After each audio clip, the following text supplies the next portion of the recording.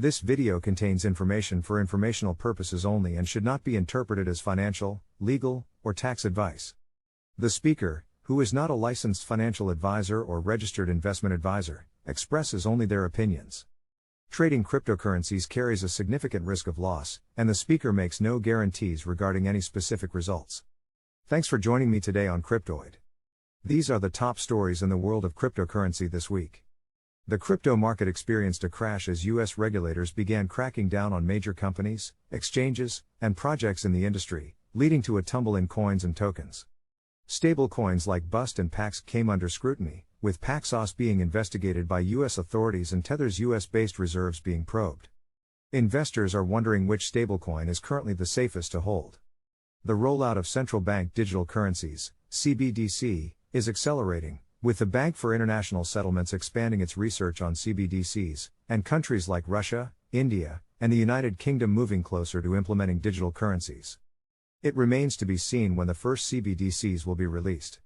Local Bitcoins, the popular peer-to-peer crypto trading platform, has shut down after 10 years, raising questions about what this means for peer-to-peer transactions. As publicly traded companies continue their layoffs, investors are starting to price in the Federal Reserve keeping interest rates higher for longer than initially expected. The Securities and Exchange Commission, SEC, has cracked down on cryptocurrency staking, specifically targeting staking services offered by cryptocurrency exchanges.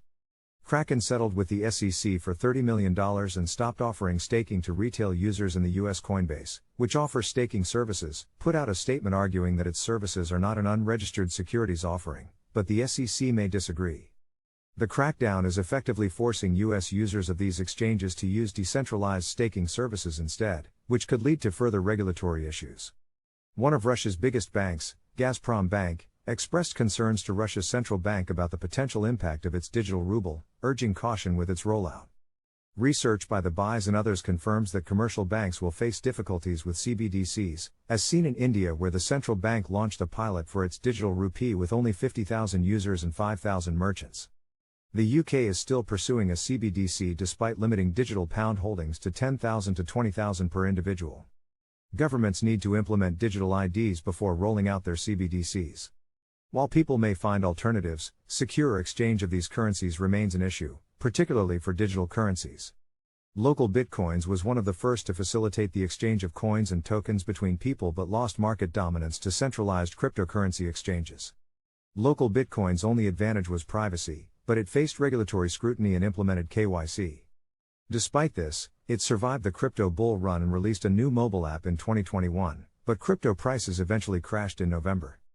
BlackRock's prediction of sustained inflation will lead to high interest rates which will result in a decline in the real economy, and the withdrawal of funds from the markets, including crypto. Layoffs so far have been mainly in the tech and financial sectors, but other economic sectors will eventually be affected. The average person is suffering due to higher inflation and interest rates, and the pandemic stimulus is only a temporary solution, benefiting mostly wealthy individuals and institutions. A possibility of CBDC-based stimulus could be used to prevent mass riots, or there could be mass bank bail-ins. Ben Cowan talks about the recent Golden Cross and Death Cross trends, explaining that historically, multiple Golden Crosses have been seen before a sustained bull market, and there is no clear prediction on what the recent Death Cross means for the market. Thanks for watching, and I'll see you again, next time.